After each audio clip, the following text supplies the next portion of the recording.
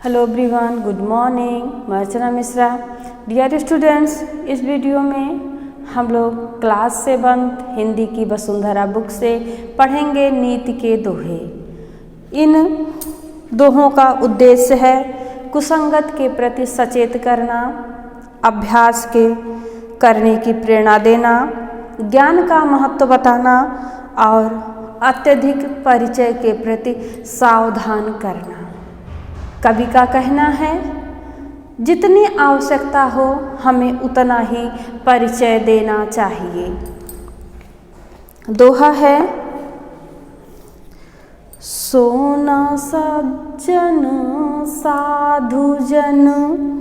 कवि कहते हैं, सोना सज्जन साधुजन, टूटी जुरे सौ बार, दुर्जन कुंभ कुंभार के, एक धक्का दरार। बहुत सुंदर दोहा है, बहुत अच्छी सीख है। इस दोहे के माध्यम से कवि कहते हैं, हमें सोना सज्जन और साधुजन की तरह होना चाहिए, जो कि 100 बार टूटने के बाद भी बड़े प्रेम से, बड़े आराम से जुड़ जाते हैं। दुर्जन की तरह नहीं होना चाहिए, दुष्ट व्यक्ति की तरह नहीं होना चाहिए, क्योंकि दुष्ट व्यक्ति, दुर्जन घड़े के समान होता है, जरा सा ठोकर लगी कि टूट जाता है।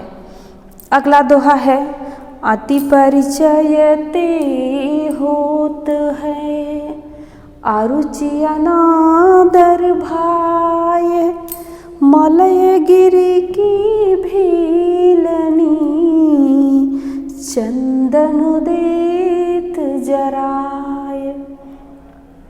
अब इस दोहे में कवि अत्यधिक परिचय को बेकार बताते हैं, हानिकारक बताते हैं। कवि कहते हैं, अत्यधिक परिचय से अरुचि और अनादर ही होता है, क्योंकि मलय गिर की भीलनी चूल्हे में चंदन की लकड़ी को झोंक के जला देती है। इसलिए अत्यधिक परिचय से बचना चाहिए, वैल्यू खत्म हो जाती है। अगला है, करे बुराई सुख चाहे, कैसे पावे कोई, रोपे बिरवा नीम को, आम कहाँ ते होय। अब इस दोहे में कवि कहते हैं, बुरा कर्म करने पर हमें सुख की अपेक्षा नहीं करना चाहिए। बुरा कर्म करोगे और सोचोगे कि सुख मिले, तो ऐसा नहीं हो सकता। जब नीम का पेड़ लगाओगे तो आम का फल कहाँ से मिलेगा। कहने का तात्पर्य है, हमें अच्छा कर्म करते हुए ही सुख की अपेक्षा आकांक्षा करना चाहिए। अगला दोहा है, रही मन नीचन संग बसी। रहीमदास जी कहते हैं, रही मन नीचन संग बसी, लगत कलंक न काहू, दूध कलारिन हाथ लखी, मद समझे सब ताहू। रहीमदास जी कहते हैं, जब नीच का साथ करोगे, संगत में रहोगे, तो कलंक ही लगेगा। कलंक से कैसे बचोगे? अर्थात कलंक लगने से नहीं बच सकते, क्योंकि कलारिन कौन है? शराब बेचने वाली। शराब बेचने वाली यदि हाथ में दूध भी ले ले तो लोग उसको शराब ही समझेंगे। संगति का बहुत असर पड़ता है। हम जिस संगत में रहेंगे, लोग हमें उसी के अकॉर्डिंग आंकेंगे। ठीक है।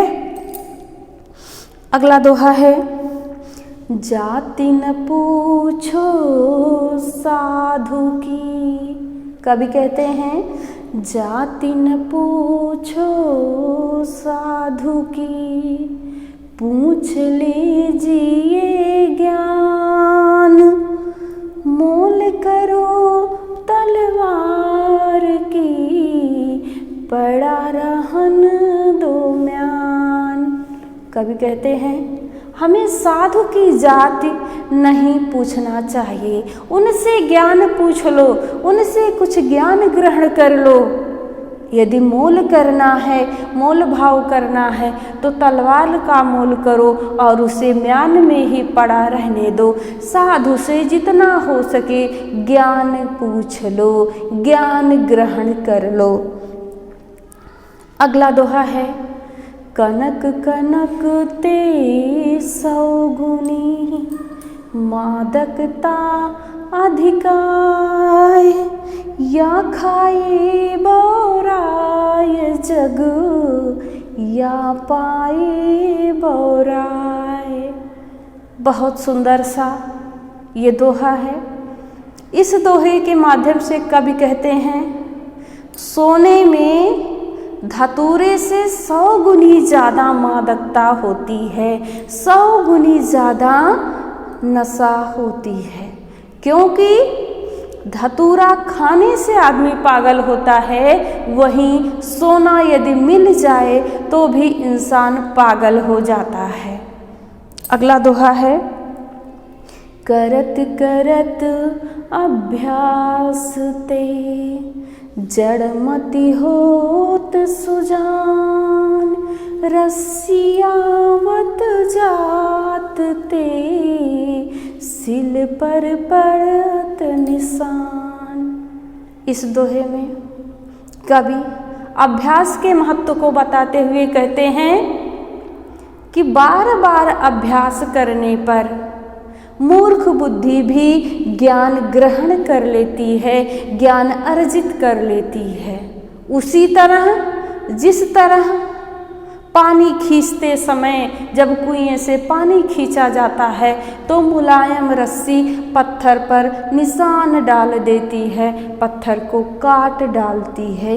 ये अभ्यास का कारनामा है, इसलिए अभ्यास करना चाहिए। अभ्यास से ज्ञान मजबूत होता है, प्रौढ़ होता है।